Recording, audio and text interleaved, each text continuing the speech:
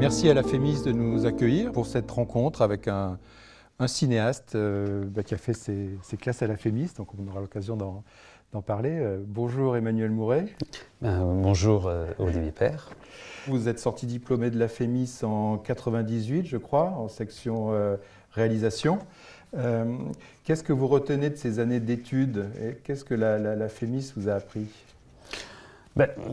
Je retiens d'abord quelque chose d'assez joyeux, puisque c'est d'abord un endroit où on rencontre des personnes qui se destinent, on va dire, à faire le même métier, ou des métiers qui participent au métier qu'on ambitionne de faire. Donc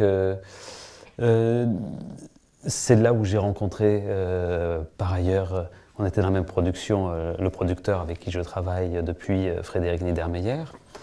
Et j'ai rencontré aussi un certain nombre de personnes avec qui j'ai travaillé, pas travaillé, avec qui... voilà. Donc moi, c'est vraiment un souvenir très, très heureux.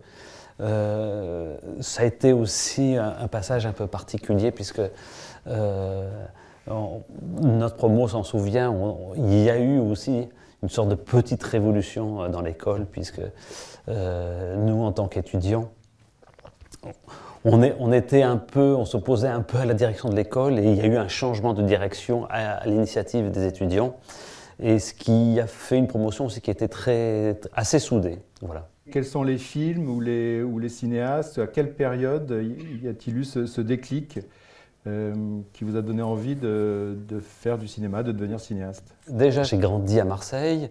Et j'ai grandi un peu loin du cinéma parce que c'est une famille qui s'y intéressait pas du tout. De surcroît, mes parents s'intéressaient à l'art, mais pas au cinéma, du tout.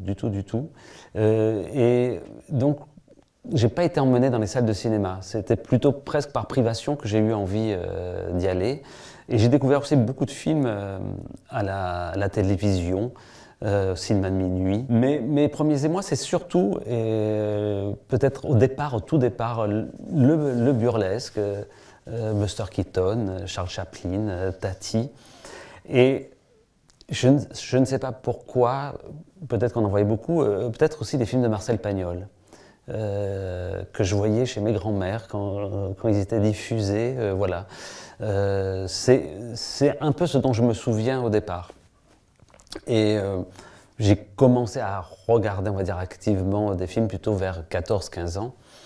Et le hasard a fait que, je ne sais pour quelle raison, je suis tombé, oui, peut-être vers les 15-16 ans, sur les cahiers du cinéma. Et notamment, je me suis mis à lire les critiques, que ce soit de Truffaut, de Romer, de Chabrol, de Godard. Et j'ai essayé de voir des films suite, on va dire, à ces films dont il parlait, et dont beaucoup étaient des films aussi classiques. Voilà. Donc, dans les cinéastes que j'ai cités, peut-être Pagnol, mais je pense que Hitchcock est peut-être le cinéma qui, dans l'enfance, adolescence, peut-être a été au fond le plus marquant. C'est étonnant parce que dans les cinéastes que vous citez, ça définit assez bien les deux angles importants dans votre travail. La parole chez Pagnol, après on pourrait dire aussi Romer, l'importance des dialogues, l'importance de la langue, des mots. Et puis, vous avez cité des cinéastes comme Buster Keaton ou Tati, qui sont également acteurs, qui sont également au sein de leurs films, qui est aussi quelque chose que vous avez fait, du moins dans vos premiers films, jusqu'à une certaine période. Donc, il y avait aussi cette volonté de s'inscrire à l'intérieur même de son cinéma en tant qu'acteur et d'y apporter justement ce que vous avez pu apporter à ce moment-là, c'était aussi une part de burlesque. Oui, mais c'était plutôt... j'adulais Cary Grant ou Pierre Richard. Il y a quelque chose qui me plaisait, ça. Mais je ne me suis jamais projeté à jouer dans mes films. Alors, quand on faisait des petits films avec les camarades du lycée, on jouait dedans. Donc, par nécessité d'une certaine manière, enfin, mais il devait y avoir une envie. Et puis quand je suis arrivé à la Fémis, on ne savait pas forcément toujours où trouver des comédiens. Donc il arrivait que certains d'entre nous dépannent et jouent dans les films des uns et des autres. Et c'est à la Fémis, pour mon film de fin d'études, Promène-toi donc tout nu, je cherchais l'acteur pour jouer le film et l'élève producteur, qui n'était pas Frédéric Niedemeyer, mais un autre élève, m'avait dit « Écoute Emmanuel, tu étais très bien là dans le film de Djibril, tu devrais faire le personnage. » Et quelque part, c'est vrai, ça m'amusait. Donc j'ai suivi son conseil et le film a été bien accueilli, ce film de fin d'études. Il a même eu une petite sortie en salle. Et j'ai eu immédiatement une proposition d'un producteur, Philippe Martin, via David Thion, qui venait de travailler, au film Péléas. Et Philippe Martin m'a dit « Emmanuel, j'aimerais produire ton premier long métrage, mais à une condition, c'est que tu joues dedans. » Voilà. Et voilà. Mais pour le coup, le film n'a pas du tout été bien accueilli. Non, ça c'est vrai. Et j'ai regretté d'avoir joué dedans. Non, mais après, vous avez quand même persévéré d'une certaine manière, puisque changement d'adresse, par exemple, c'était pas. Est-ce qu'il s'agissait aussi de remplacer un acteur, ou est-ce que c'était l'injonction d'un producteur? Pour la petite histoire, mon second film. Et souvenez-vous, on s'était rencontrés là-dessus, Vénus et Fleurs. Je m'étais dit que jamais plus je jouerais, et d'ailleurs je ne jouais pas dedans. Et lorsqu'il s'est agi de faire le troisième film, on ne trouvait pas, on va dire, les comédiens. On envoyait des scénarios à des comédiens un peu célèbres, comme on fait pour financer des films, mais on ne recevait aucune réponse. Et un jour, donc, Frédéric me dit « Écoute, pour un autre court-métrage, j'ai vu Frédéric Bell, donc, qui faisait une émission comique à la télévision, La Minute Blonde. Tu devrais lui faire passer un essai. » Et on a passé, elle est venue passer l'essai. Bon, c'est Frédéric qui tenait la caméra pour les essais, c'est moi qui donnais la réplique. Et c'est Frédéric qui a dit on va faire ce film, voilà, c'est toi qui vas jouer avec elle. Donc, c'est pas du tout une décision de ma part. Et quand j'ai arrêté de jouer, c'est Frédéric qui m'a dit il faut que tu arrêtes de jouer. Voilà. Donc, chaque fois, ça s'est fait à mon insu. Ce qui est quand même remarquable, c'est que dès vos premiers courts-métrages, évidemment dès les premiers longs, vous vous êtes trouvé très vite en tant que cinéaste. C'est-à-dire qu'il y a, dès le début, il y a un ton, un style, des partis pris, la volonté d'aller plutôt dans la comédie ou dans le marivaudage ou des études de caractère. Il y a certains cinéastes qui se cherchent un peu ou qui font des films assez différents avant d'arriver à quelque chose qui leur ressemble et qui leur convient. On a l'impression que le style Mouret existait très tôt, de manière assez naturelle. Enfin, en tout cas, est-ce que c'était pour vous une évidence de faire des films de la sorte? On fait des films parce qu'on a aimé un certain nombre de films, et peut-être beaucoup de films que j'aimais appartenaient un peu déjà à l'histoire du cinéma. Et on fait des films aussi quelque part, contre aussi un cinéma qu'on voit. Donc, après, je me suis constitué assez lentement. Et donc, il y avait une certaine forme de goût, et peut-être, mais comme peut-être vous l'avez, de l'impertinence aussi, de montrer et de faire autrement, quoi. Mais je crois que j'étais absolument inspiré évidemment, par le cinéaste que vous avez cité, par Homer, par le cinéma des années 30, qui me semblait mettre en avant, affirmer des choses qui n'étaient plus du tout affirmées dans le cinéma que je voyais autour de moi, ou très peu, voilà. Donc, il y a l'idée de pousser le curseur, peut-être, voilà. Et puis après, il y a évidemment quelque chose qui nous échappe. Revendiquer une forme de modernité, mais qui serait une modernité justement des années 30, par exemple. Voilà, oui. Plutôt que le cinéma français qui se faisait à cette époque, qui était peut-être plus naturaliste. Tout à fait, oui. Et sur lequel je ne me reconnaissais pas dans ce naturalisme comme fin. C'est la phrase de Bresson qui dit le réalisme est un moyen, non pas une fin. Et et en voyant les films classiques, justement, d'ailleurs, où les modes ont passé quelque part, les modes de jeu ont passé, il y avait quelque chose, justement, où je me disais, il s'agit d'affirmer et non pas de se plier quelque part à une mode ou à une façon, à une tendance peut-être naturaliste qui me paraissait pour le coup assez affectée. Donc vos premiers courts-métrages, y compris qui étaient des films de fin d'études, enfin y compris le moyen-métrage, ont eu un vrai succès, puisque certains même un est sorti en salle. Comment s'est effectué le passage du court au long?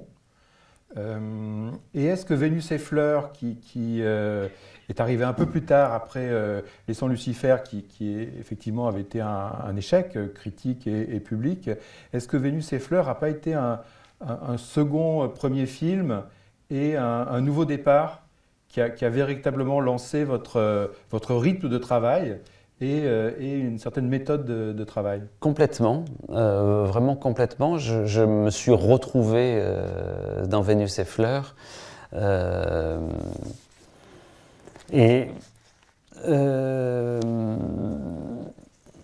Peut-être aussi, peut-être j'ai eu beaucoup de mal sur mon premier film parce que j'étais perdu dans l'économie du film.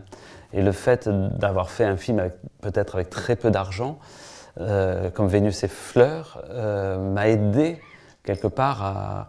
C'est dans la contrainte qu'on trouve ses moyens, qu'on invente des choses. Pour le premier long métrage, j'étais un peu perdu dans l'économie. Voilà. Je n'arrivais pas trop à ressentir les choses, j'avais des enjeux, j'avais des idées qui étaient un peu vagues, mais j'étais perdu. Voilà. Oui, c'est mon deuxième premier film, je suis assez d'accord là-dessus. Mais Vénus et Fleurs demeure un film quand même assez à part dans votre filmographie, pas seulement en raison de la légèreté de son budget, mais aussi parce que c'était un film qui est interprété par des non-professionnels. Enfin, en tout cas, voilà, les deux jeunes femmes en tout cas qui jouent les rôles principaux et peut-être les autres sont des non-professionnels. En tout cas, elles ne sont pas devenues professionnelles, en tout cas, puisqu'on ne les a pas ou très peu revues. Ça, en revanche, c'est quelque chose d'assez unique, puisque par la suite, vous avez travaillé régulièrement avec des acteurs très connus et parfois sur plusieurs films. Est-ce que ce n'est pas quelque chose qui vous manque? Est-ce que ce n'est pas quelque chose qui vous donne envie de refaire un film un jour? Peut-être pas comme Vénus et Fleurs, mais en tout cas avec une légèreté, une liberté, et puis aussi une manière de filmer des corps et des gens qui ne sont pas des professionnels. Oui, clairement. Clairement, c'est pour ça. Clairement, c'est ce que j'ai essayé un peu de faire dans quelques-uns des courts-métrages. Ça m'arrive avec mon équipe qu'on tourne justement avec quasiment pas de moyens. Des courts-métrages et voilà, il y a ce plaisir-là que je retrouve. Mais ça me plairait en effet voilà, il y a quelque chose qui... je pense que parfois... Alors, on aime toujours plusieurs cinémas à la fois et je ne veux pas dire que c'est... Voilà, mais en tout cas, c'est une expérience que j'aimerais bien renouveler. Je ne sais pas quand et je ne sais pas dans quelle économie. Dans votre cinéma, les dialogues, les mots, la langue française joue un rôle très très important dans la séduction, dans les relations entre les personnages.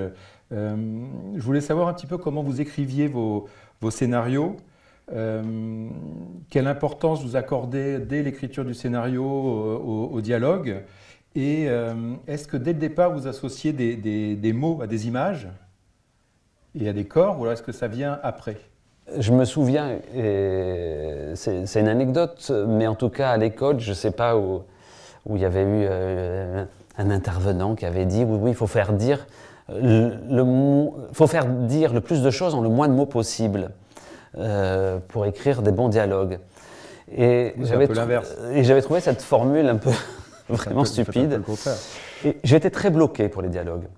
Au moment où j'étais étudiant, quand je suis rentré, il y avait quelque chose, je me posais beaucoup de questions, parce que j'étais très bloqué, je me disais en quoi je suis légitime pour faire parler des personnes différentes de ce que je suis, d'un autre sexe, d'un autre milieu social, d'un autre âge, d'une autre expérience et tout ça. Et et il y a eu presque comme une sorte d'état de crise où je me suis dit, tant pis, je vais faire parler tous les personnages comme moi je parlerai. Et de toute façon, un film, c'est une invention, c'est quelque chose qu'on invente, et on verra bien ce qui adviendra. Et l'autre chose, je me suis dit par rapport comme ça, c'est je vais essayer de donner le minimum d'informations en le maximum de mots. Voilà. Et c'est peut-être comme ça qu'est apparu quelque chose, en tout cas dans le goût du dialogue, où je me suis aperçu que en faisant parler, par le simple fait de s'exprimer et de développer ce qu'on dit, ben, il y a beaucoup de choses qui apparaissent, voilà, et qui nous débordent. Et je me suis ensuite encore aperçu que les comédiens arrivaient aussi avec ce qu'ils sont et incarnent, ça veut dire donnent encore une autre densité à ces dialogues. Et il y avait quelque chose d'extrêmement grisant à ça. Ça veut dire de faire parler des personnages avec sa voix et ensuite de les donner à des comédiens qui vont l'incarner avec leur propre corps, voix et histoire. Et voilà.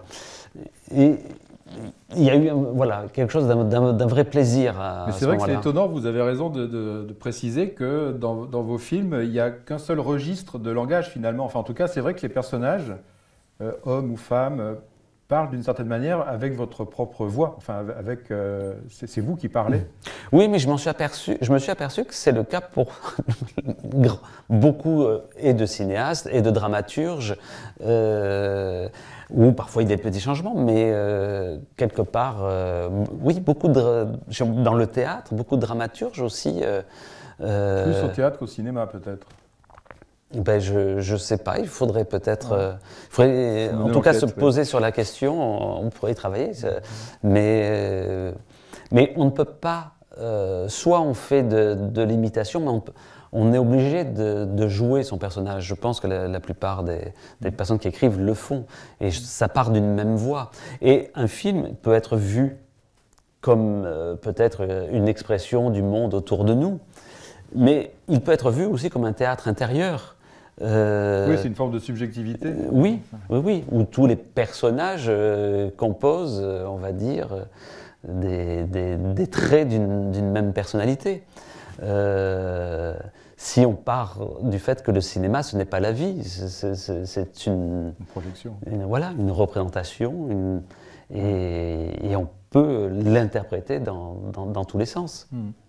Ça va un petit peu avec ma remarque suivante, c'est que en fait, dans vos films, c'est souvent le cas, vos personnages appartiennent à peu près tous à la même tranche d'âge et qu'ils ont plutôt tendance à vieillir en même temps que vous. C'est-à-dire que les gens étaient plus jeunes dans Changement d'adresse qu'ils le sont dans vos derniers films. Et aussi, par exemple, que vous n'avez jamais filmé, ou très rarement, enfin en tout cas, je ne me souviens plus d'occurrence, de filmer un enfant, par exemple, ou de filmer une personne âgée. J'ai l'impression que, comme vous le disiez, les personnages sont plus ou moins masculins ou féminins, des projections de vous-même, ou en tout cas de votre état d'esprit ou de vos sentiments au moment de l'écriture et de la réalisation du film.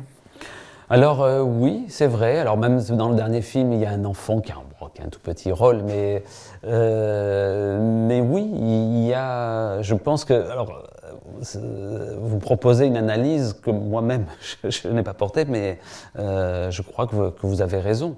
Je me projette dans les personnages et peut-être en vieillissant davantage, il y aura une étendue peut-être plus ample au bout d'un moment. Alors il y a aussi quelque chose qui est central dans votre cinéma, on l'aura tous remarqué, ce sont tout simplement les sentiments amoureux et aussi le couple. On a l'impression que c'est une source d'inspiration assez infinie. J'écoutais récemment une conversation, enfin un entretien de Truffaut dans les années 70 qui disait c'est normal que les gens fassent tout le temps des films, enfin que certains cinéastes racontent beaucoup d'histoires d'amour parce qu'une histoire d'amour, elle n'est jamais la même. tandis qu'il y a certains sujets, les gens auraient peut-être l'impression qu'on répète un peu toujours les mêmes histoires, que ce soit des, je sais pas, des films de guerre ou des films... En revanche, voilà, il y a cette idée que les sentiments amoureux, on peut les décliner comme ça d'une manière presque infinie, et que c'est comme si c'était un peu votre projet finalement en tant que cinéaste. Oui, alors je ne peux pas dire que j'ai un projet, je pense que c'est un sujet, on va dire le couple, le désir, la morale. C'est un sujet qui existe depuis le début du cinéma, mais aussi depuis le début de la littérature ou du théâtre. Et je pense que c'est un sujet parce que le couple ou le triangle amoureux, parce que dans le couple, il y a toujours aussi l'extérieur, il y a toujours le devenir, il y a toujours le projet, il y a toujours l'idéal, il y a le désir, et le cinéma aime filmer le désir, parce qu'il y a le désir, il y a de l'attente, il y a du suspense, mais le couple est quelque part la plus petite cellule, on va dire, la plus petite société, à partir du moment où il y a... Et dans cette petite société que forme le couple, on peut parler un petit peu on peut parler un peu de tout, puisque on parle de la relation. Le cinéma, le grand thème peut-être, me semble-t-il, du cinéma, c'est le vivre ensemble. C'est comment, je me permets, hein, après on peut évidemment en discuter pendant des heures, et c'est comment vivre ensemble. Et en s'intéressant au couple qui est toujours dans une société, qui est toujours soumis à des usages, à des idéaux, et aux autres, à des engagements et à un devenir, on peut non seulement s'interroger sur les usages d'une société, sur les usages du désir, sur la rencontre, sur l'engagement, le désengagement. On peut parler de tout, et j'ai usage de dire qu'il n'y a pas trop de différence, grosso modo, fondamentalement, entre les films de couple et les films de truands. Un film de truands... Ou des films d'espionnage. Ou d'espionnage. On a tout de quoi faire. Dans un film de truands, c'est souvent, un truand est engagé à un clan. Oui, parce que dans vos histoires d'amour, il y a le secret, il y a le mensonge, il y a la trahison. Oui, tout ce qui, il y a tout tout. ce qui fait le voilà. suspense. Vous parliez du couple comme la plus petite société possible, finalement. Et quelle est l'importance de la société dans vos films, puisque à l'exception très, très notable de Mademoiselle de Jonquière, tous vos films sont contemporains, tous vos films se déroulent dans notre époque, enfin, sont des histoires d'hommes et de femmes dans notre époque. Et à quel point l'époque dans laquelle nous vivons, aux différents moments de tournage de vos films et d'écriture, influe sur la caractérisation des personnages, influe sur les intrigues que vous imaginez? Elle influe dans le sens où je suis, on va dire, de par ma personne, contemporain et un habitant de cette société. Et ce qui m'intéresse, pour en revenir à la question précédente et faire le lien avec celle-là, c'est que l'amour, évidemment, tout le monde sait ce que c'est, mais on ne sait pas vraiment ce que c'est. On peut évidemment le décliner, mais ça a un rapport au monde des idées. La relation à l'autre, la relation de ce que ça est le couple, ce que doit être le couple, de ce que c'est que le désir, de comment montrer son désir à l'autre, qu'est-ce qu'on fait, ce qu'on appelle maintenant, aujourd'hui, les questions même sociétales, ce sont des questions de société, toutes les questions morales, puisque le couple, c'est des questions qui ont à voir dans son rapport à l'autre, dans son rapport de relation, de souci de l'autre, de souci de soi-même, de souci de vérité à l'autre, de vérité de son sentiment, de son désir. Donc, toutes les façons dont on articule quelque part ces questions sont nécessairement liées aux usages de la société et aux idées de la société qu'on porte sur les choses. Sur le désir, sur l'amour, sur ce qu'est la fidélité, la trahison, le devenir, le sens, voilà. Et donc, ce qui m'intéresse dans les personnages, c'est que souvent les personnages, et ce qui dessine un personnage, c'est qu'ils portent des idées. C'est que ce qu'on fait est porté par des idées. Et d'une certaine manière, les films interrogent nos idées. Alors, dans vos films, le charme, la sensualité, le désir, ça passe beaucoup par le baiser, des gens qui s'embrassent, mais vous allez rarement plus loin. C'est-à-dire que vous avez rarement, enfin, à ma connaissance, je ne crois pas, filmé des gens en train de faire l'amour, même si Chronique d'une liaison passagère, par exemple, c'est des amants qui se retrouvent dans des chambres d'hôtel, mais on les voit parler avant ou après. Vous ne filmez pas l'acte sexuel. Est-ce que c'est pour vous une sorte de limite ou d'interdit? Est-ce qu'il y a une certaine forme de pudeur ou est-ce que ça ne vous intéresse pas de le filmer? Parce que, par exemple, par rapport à l'érotisme, Truffaut était aussi quelqu'un d'assez pudique, même un peu puritain. Rohmer avait peut-être un rapport plus pictural à la nudité, à une forme de... en quoi c'est plus sensuel pour vous de filmer un baiser que de filmer une scène plus sexuelle? Ce qui m'intéresse au départ, c'est le suspense. Ça veut dire que le suspense, c'est quelque part le jeu des attentes. C'est-à-dire que on peut concevoir le cinéma de toutes les façons, mais en tout cas, j'aime bien le cinéma suspense. Tout à l'heure, je parlais d'Hitchcock, et c'est d'être tendu vers quelque part la suite. Même dans le film qui s'appelle Les choses qu'on dit, les choses qu'on fait, c'est un programme de suspense. On énonce... Moi, je suis comme ça, moi, je fais ça, et puis on va voir quelque part ce qu'on va voir. Donc, j'aime le suspense. Le problème que j'aimerais beaucoup faire des scènes, on va dire, de nudité, d'actes sexuels, mais le problème, c'est que je ne sais pas comment faire pour qu'il y ait véritablement du suspense. C'est-à-dire que quand le désir de deux personnages se rejoignent, pour le spectateur, il n'y a plus d'autres attentes. Ça veut dire que du coup, comme il n'y a pas d'attente dramaturgique, on est d'un coup dans une situation où on subit ce qu'on voit. Et on est dans une position où on n'est plus en attente, mais on est, entre guillemets, en voyeur. Donc c'est pour ça. En revanche, je prends souvent cet exemple parce que moi j'aime beaucoup Paul Verhoeven. Si on voit Basic Instinct, c'est des scènes de sexe avec du suspense. Pourquoi? Parce qu'on sait qu'ils font l'amour, mais il y en a un qui peut mourir et se prendre un pic de glace dans le dos. Donc, je trouve les scènes de sexe très intéressantes, mais quand il y a un suspense. Voilà. Et ça, il faut l'écrire, l'organiser et tout ça. Donc, c'est que c'est pas venu dans les histoires qui se sont présentées là. On attend les prochaines. Mais par contre, il peut y avoir un suspense. Et je cherche pas la sensualité aussi. C'est pas quelque chose qui directement m'intéresse directement. Voilà. Je cherche plus le suspense et voir la cruauté voilà. Mais en tout cas, c'est une question à réfléchir.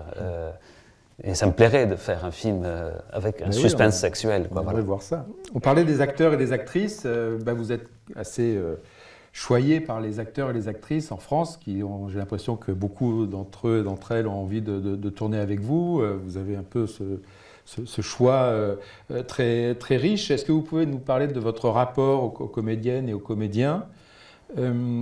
Comment les choisissez-vous, évidemment, mais est-ce qu'ils peuvent être parfois le moteur de votre désir de réaliser un film? Est-ce qu'il vous est arrivé de penser à une actrice ou un acteur en écrivant? Oui, à Anne Vernon, à Cary Grant, à des acteurs qui n'étaient pas disponibles. Qui n'étaient pas disponibles.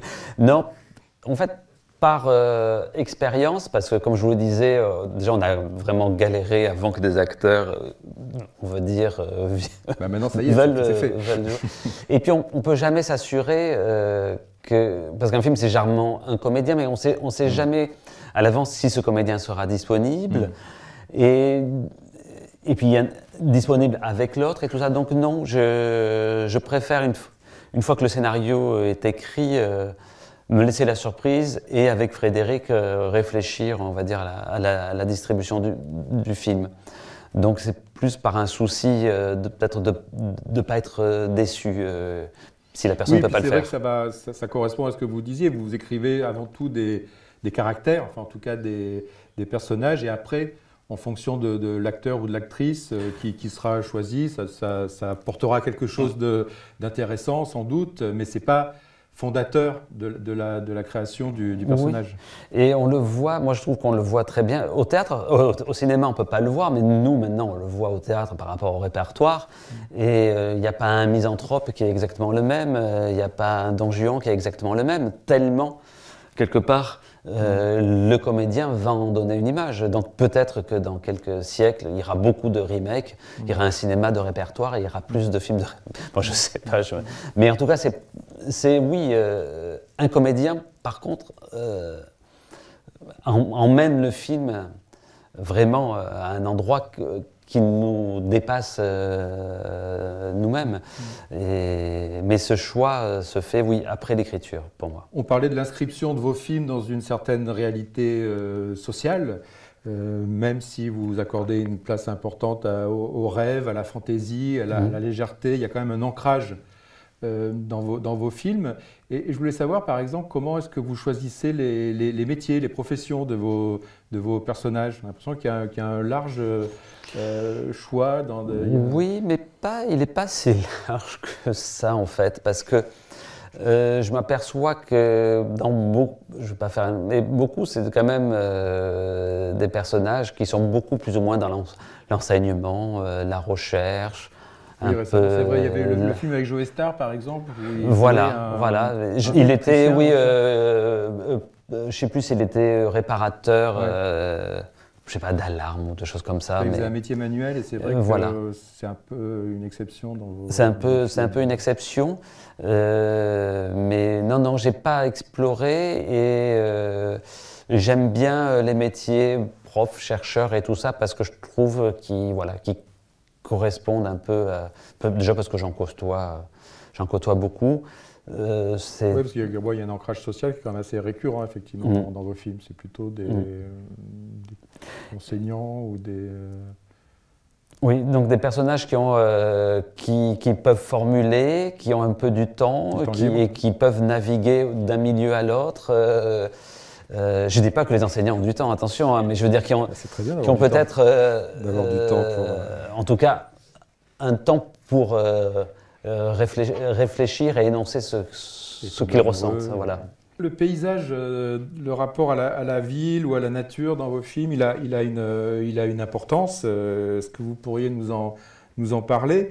J'étais frappé aussi par le fait que vous avez quand même assez vite abandonné Marseille. Alors, vous êtes né à Marseille, je ne sais pas. Pourquoi la ville de Marseille est finalement si peu présente dans vos films par rapport à Paris ou d'autres villes de région? Marseille, c'est une ville que je connais trop et que j'aurais trop presque l'impression peut-être de trahir ou je trouve qu'elle a une personnalité presque trop forte. Voilà, je ne serais pas par quel bout, je suis plus embêté, je ne sais pas par quel bout le prendre. Et puis Paris, pour moi, à ce côté, c'est plus transparent. Ça veut dire, c'est comme Paris, comme New York, comme Los Angeles dans les films, c'est pas le sujet. En fait, vous cherchez une sorte d'anonymat un peu du décor pour pas que ça prenne trop d'importance par rapport au dialogue et aux situations. Voilà, et c'est pas mon sujet. Parfois, on va dire peut-être un jour ça le sera pas, mais c'est pas le sujet du film. Le sujet, c'est des personnages qui sont urbains. Et Marseille a un urbanisme, on va dire, une urbanité très particulière. Et très différente, où même dans les décors, où c'est trop particulier, mais c'est pour ça que c'est intéressant, mais je ne saurais pas encore vraiment comment le prendre. Vous tendez presque à une forme d'abstraction finalement. Tout à fait, je pense qu'on ne peut pas parler de tout, enfin moi j'arrive pas à parler, et c'est comme la mise en scène. La mise en scène, c'est choisir de montrer et de ne pas montrer. Il y a des choses qu'on montre et des choses qu'on ne montre pas, il y a des choses qui sont dans le cadre et des choses qui ne sont pas dans le cadre. Et je crois que, ou pareil dans un tableau, on ne peut pas...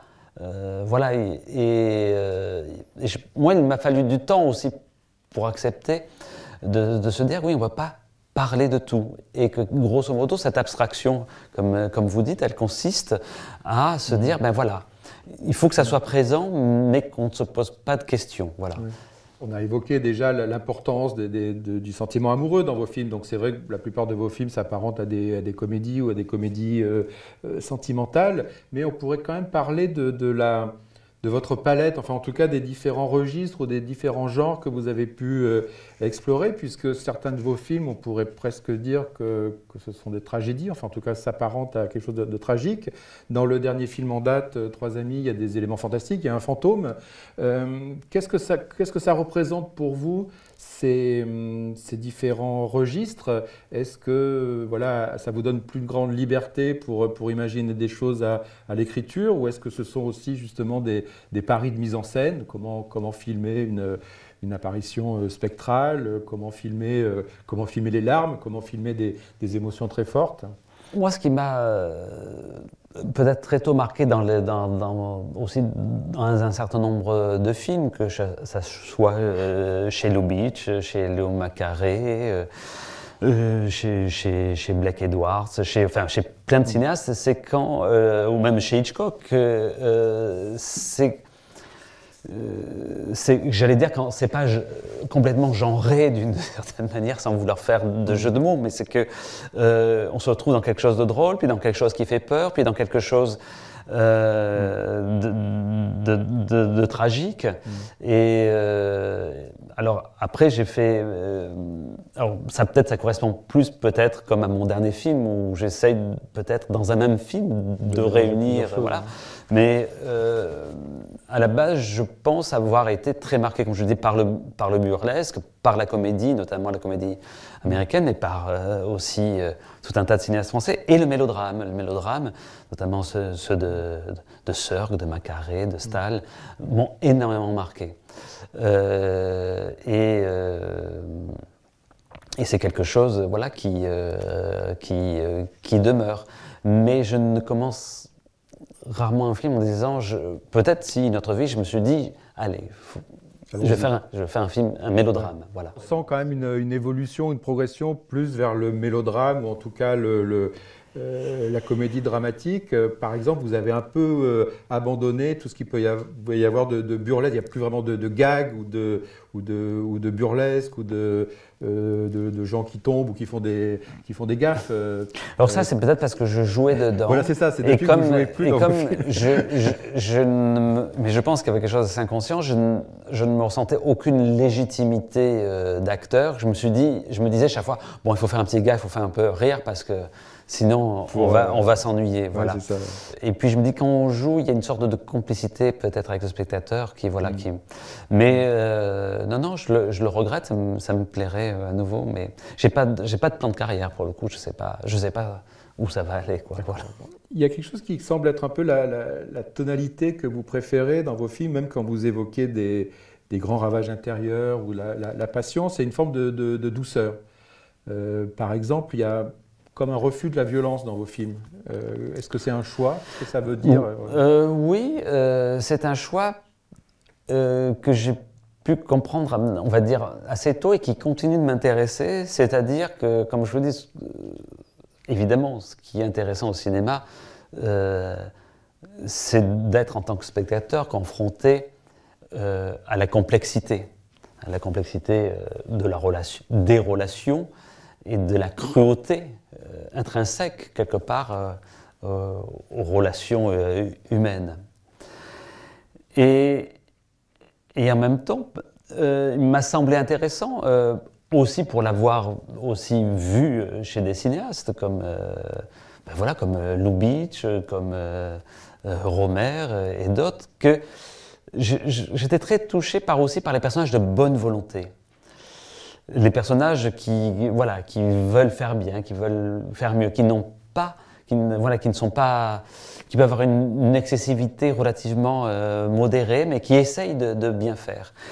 Et que le fait qu'un film soit peuplé de personnages qui essayent de bien faire, et que malgré tout, en voulant tous bien faire, cela demeure cruel, je trouve ça encore d'autant plus cruel. Je ne sais pas si je définis bien les choses. Il n'y a pas de gens cruels dans vos films, mais ils provoquent des catastrophes. En tout cas, voilà, ce n'est pas la cruauté des personnages, c'est la cruauté des situations. Voilà, les personnages ont de bonne volonté, mais ça n'empêche pas la cruauté. Voilà. Et c'est ça qui m'intéresse. Alors vous disiez que vous n'aviez pas de plan de carrière, mais est-ce qu'il y a quand même des histoires que vous voudriez aborder un jour, mais que vous ne sentez pas forcément prêt, ou que vous reportez, ou au contraire, est-ce que vous avez certaines convictions sur des choses que vous ne voulez pas filmer et que vous ne filmerez jamais? Alors là, je bats en brèche parce que non, je ne me suis pas posé les choses comme ça. J'aimerais bien avoir une réponse un peu toute faite, rapide. Elle est intéressante, mais elle me demanderait à réfléchir. Non, mais là, ce que vous avez dit tout à l'heure, oui, j'aimerais aussi, peut-être aussi faire des films comme Paul Verhoeven. Comme Paul Verhoeven, voilà. Et comme, on va dire, oui, dans cette inspiration aussi romérienne, comme Vénus et Fleurs aussi. Voilà. Donc, bien évidemment, oui, j'ai encore envie d'explorer, mais ça se fait petit à petit et au gré. Vous avez exploré brillamment le film en costume, enfin en tout cas Mademoiselle de Jonquière, c'était aussi un pas de côté d'une certaine manière. Vous parlez du caractère très contemporain de vos films. Comment avez-vous abordé cette adaptation? Ce qui est intéressant, c'est que c'est contemporain de Laclos, et c'était Diderot qui propose, on va dire, un pendant quelque part. Oui, c'était un voilà, de Jacques le Fataliste. Voilà, c'était une adaptation d'un passage de Jacques le Fataliste. Et ce qui m'intéressait, je le vois avec le recul, c'est très difficile de savoir ce qui est l'objet de ses obsessions. C'était quelque part l'élégance, une certaine forme d'élégance, je ne parle pas d'élégance vestimentaire, d'élégance du... et c'est pas le mot élégance qui convient le mieux, mais c'est une façon dont notamment les deux personnages principaux, et c'est ce qui a fait naître au XVIIIe, c'est le grand siècle des mémoires, s'observent eux-mêmes, se racontent quelque part ce qu'ils ressentent. Ça veut dire qu'il y a dans les dialogues, et dans les dialogues des Diderot, mais aussi qui est une mode au XVIIIe siècle, quelque chose que je trouvais extrêmement stimulant et qui me rappelle d'une certaine manière peut-être oui, un cinéma peut-être des années 30, 40. Tout ça est très confus, mais c'est la façon dont les personnages ont cette façon, quelque part, de se raconter avec mensonge. Mais il y a quelque chose, en effet, dans la langue que je trouvais... aussi, je ne me suis pas préparé à cette question, mais il y avait quelque chose dans cette langue qui me permettait de mettre en scène, peut-être un peu comme chez Mankiewicz, des personnages très intelligents. Et très bêtes à la fois, je vous rassure. Justement, ils sont d'autant plus intelligents dans cette forme Mais cette langue dont vous parlez, c'était celle de Diderot, mais est-ce que, comme vous parlez du cinéma des années 30, est-ce qu'il y avait aussi l'idée de se confronter ou de voir ce que Cocteau et Bresson avaient fait avec les Dames du Bois de Boulogne? Alors, non, parce que c'est ce qui m'empêchait de le faire.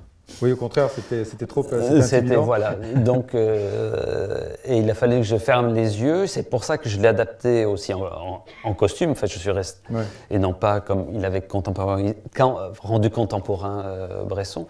Mais non, ça me faisait très peur.